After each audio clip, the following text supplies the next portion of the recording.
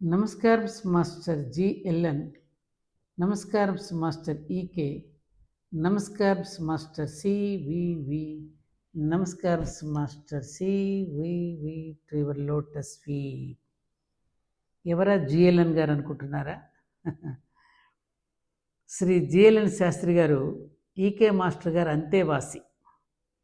ఆయన బహుముఖ ప్రజ్ఞాశాలి, ఎన్నో గ్రంథాలను రచించారు.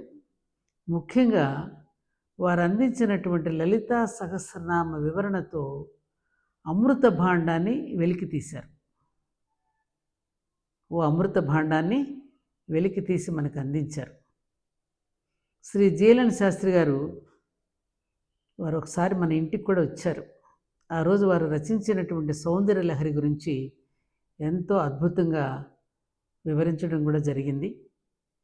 ఈనాడు స్త్రీలందరూ అనేక బృందాలుగా ఏర్పడి లలితా సహస్రనామాలను బృందగానం చేస్తూ తరిస్తున్నారు. శాస్త్రి గారు ఇచ్చిన వివరణ వారు తెలుసుకుంటే అమ్మవారి యొక్క దివ్య దర్శనాన్ని మరింతగా పొందగలుగుతారు. విశేషం ఏమిటంటే ఈకే మాస్టర్ గారి సహచర్యంలో, శిష్యరికంలో చాలామంది సనాతన ధర్మానికి, మన పురాణ ఇతిహాసాలకు అనేక కోణాలలో ఆవిష్కరించి అటు పాశ్చాత్యులను, ఇటు మ్లేచ్చులను సైతం అబ్బురపరిచారు. చతికిలు పడిపోయారు మాస్టర్ గారు.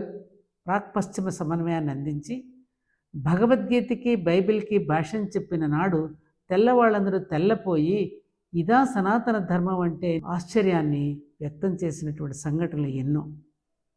అలాంటి కోవలో జీలన్ శాస్త్రి గారు లలితా సహస్రనామ వివరణ అమ్మవారి యొక్క ఆవిర్భావానికి, మానవుల యొక్క ఆవిర్భావానికి చక్కటి సమన్వయాన్ని అందిస్తూ ఉంటే అందులో మన జీవితాలను తడిమి చూసుకుంటూ అమ్మ ఒడిలో నిద్రిస్తూ, అమ్మ బడిలో చదువుకుంటూ ఉన్నట్టు ఉంటుంది.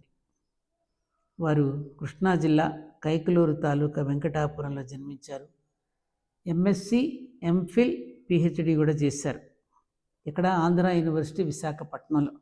అప్పుడు విశాఖపట్నం ఆంధ్ర యూనివర్సిటీలో మాస్టర్ గారి యొక్క సాహచర్యం లభించి మాస్టర్ గారి యొక్క ప్రేరణతో అనేక గ్రంథాలను రచించారు.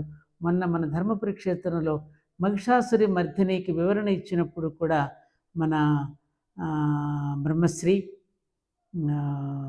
ధారణ బ్రహ్మ అయినటువంటి గరికపాటి నరసింహారావు గారు కూడా అనేక సందర్భాలలో జీలన్ శాస్త్రి గారిని కూడా తలుచుకుంటూ వారు ఇచ్చినట్టు వివరణను కూడా మధ్యలో ఉటంకిస్తూ మనకి ప్రబోధం చేసినట్టు విషయం కూడా మనందరికీ గుర్తుంది కదా.